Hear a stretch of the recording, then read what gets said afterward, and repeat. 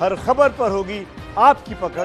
Download कीजिए ABP live app. इस वक्त बड़ी खबर आपको दे दें, एसीबी दफ्तर पहुंचने के लिए अपने घर से किसी भी वक्त रिया चक्रवर्ती निकल सकती है। वहां पर पुलिस के स्क्वाड टीम भी पहुंच गई है।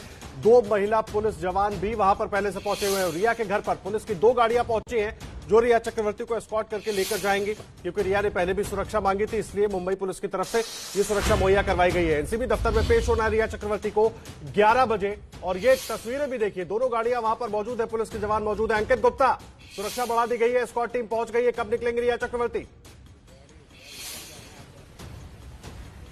जी, जिस तरीके से एस्कॉर्ट की गाड़ियां आई हैं, साफ तौर पर ये इशारा कर रही हैं कि मुंबई पुलिस की तैयारी है, क्योंकि महिला पुलिसकर्मी मुंबई की पहले ही अंदर पहुंच चुकी है। रिया चक्रवर्ती के साथ में उनके फ्लैट के बाहर मौजूद हैं और फिलहाल अब इंतजार हो रहा है रिया चक्रवर्ती के निकलने का। तो यहां से जिस बात का जिक्र अजय दुबे कर रहे थे कि आज करीबन 30 से 45 मिनट का वक्त लग सकता है, तो जैसा अभी मैंने जो है गूगल पे देखा है, मैप पर देखा है, यहां से 42 मिनट का वक्त दिखा रहा है एनसीबी दफ्तर के लिए। तो हम ये मान सकते हैं, क्योंकि 11 बजे का वक्त दिया गया है और 9:49 हुआ है, यानी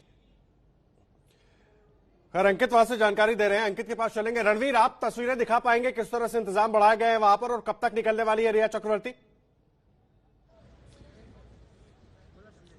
जी बिल्कुल, पहले तस्वीरें दिखाता हूं। मेरे कैमरामैन प्रेम सिंह दिखाएंगे कि पीछे किस तरीके से यहाँ जो पुलिस की गाड़ियां हैं वो आई हैं और इस वक्त 9:50 हो रहे हैं। और अगर 40-45 मिनट का समय माने यहाँ से एनसीबी दफ्तर तक, तो यानी कि 10 सवा 10 के आसपास रिया निकल जाएंगी, क्योंकि लगभग 11 बजे तक पहुंचना। और आप देखिए पुलिस का कितना जमावड़ा है और पुलिस की गाड़ियां भी यहाँ पे पहुंची हुई हैं। इससे पहले 2 महिला पुलिसकर्मी अंदर गई थी, जो अंदर पहुंचती हैं, थोड़ी देर अंदर रहने के बाद वो बाहर निकल गई। और फिलहाल ये जो गाड़ियां आई, जब पुलिस वाले से हमने बात करने की कोशिश की, पूछा, तो उन्होंने तो फिलहाल कुछ नहीं कहा, लेकिन जाहिर है कि थोड़ी देर में रिया को निकलना है। और सांता क्रूज पुलिस स्टेशन में उन्होंने शिकायत की थी और शिकायत के बाद से ही जब भी रिया निकलती हैं तो उनको पुलिस की सुरक्षा मिलती है। और यही वजह है कि अब थोड़ी देर में रिया को निकलना है तो वो यहाँ पे पुलिस की सुरक्षा में ही निकलेंगी।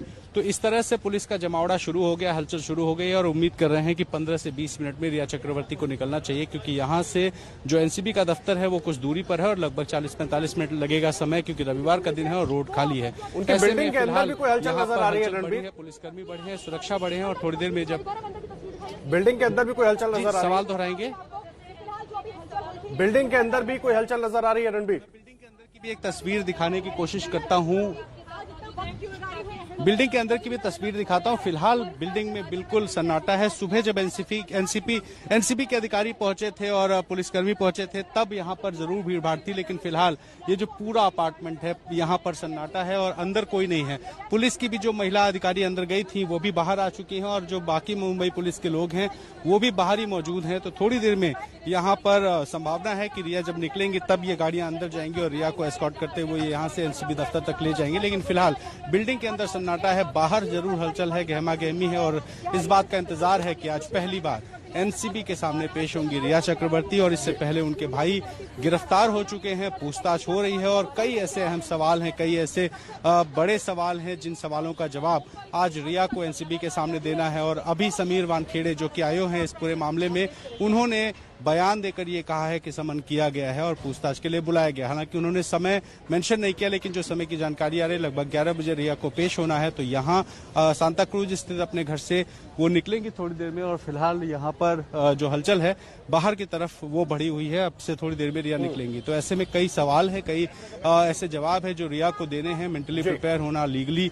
प्रिपेयर होना, अपने वकील से बात करना, ये सब कुछ करेंगी। और कई ऐसे सवाल हैं जिसमें कहाँ पार्टी होती थी, कौन कौन पार्टीज में आता था, कितने ड्रग्स लेते थे, कहाँ से ड्रग्स आती थी, कौन लोग ड्रग्स को पहुंचाते थे, कितने की ड्रग्स होती थी, कौन कौन सी ड्रग्स होती थी। कई सवाल है जो रिया को जवाब देने हैं। जी रणवीर, आप रहे हमारे साथ। अंकित गुप्ता, जांच के लिए भी बहुत अहम दिन। रिया चक्रवर्ती से एनसीबी ड्रग्स कनेक्शन को लेकर पूछताछ करेगी। भाई पहले ही गिरफ्तार हो चुका है, जो कुछ कहा है वो सामने रखकर बातचीत की जाएगी, पूछताछ की जाएगी।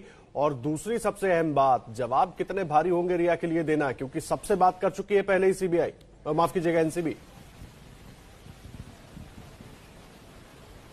निश्चित तौर पर रिया को जब एनसीबी ने पूछताछ के लिए बुलाया है उससे पहले पूरी तैयारी कर ली है। यहां तक कि रिया के भाई से भी पूछताछ करने के बाद में उसको गिरफ्तार किया गया है। लेकिन आदर्श, एक जानकारी जो जैसी मेरे को जो निकल के आ रही है वो मैं साझा करना चाहूंगा कि आज जब रिया को पूछताछ के लिए बुलाया जाएगा तो काफी हद तक मुमकिन है कि रिया को हो सकता है कि आमना सामना ना करवाया जाए। क्यों? क्योंकि आज की जो एनसीबी की जो प्रक्रिया है वो कोशिश ये है कि पहले जो पूछताछ की गई है, जो रिया के लिए सवाल तैयार किए गए हैं, उनका जवाब रिया से लिया जाए। उस पर जो सप्लीमेंट्री क्वेश्चंस बनेंगे उनका जवाब रिया चक्रवर्ती से लिया जाए। और ऐसे में अगर एनसीबी को लगता है कि रिया जांच में सहयोग नहीं कर रही तो फिर उसके ऊपर गिरफ्तारी की तलवार लटकेगी। और ऐसे में अगर ये माना जाए कि एनसीबी रिया को गिरफ्तार करती है तो जब कोर्ट में प्रोड्यूस करेगी, तो कोर्ट में जब पेश करेगी तो ये एक बड़ा आधार होगा कि इसको बाकी जो सह आरोपी हैं उनके सामने बिठाकर आमने सामने पूछताछ करनी है, लिहाजा इसको हिरासत पे भेजा जाए। तो इस तरीके से फिलहाल एनसीबी की रणनीति तैयार है। अंकित, आप नजर बनाकर रखिए, लगातार अपडेट अपने दर्शकों तक पहुंचाते रहेंगे। देखिए, इस बड़ी खबर पर हमारी नजर बनी हुई है।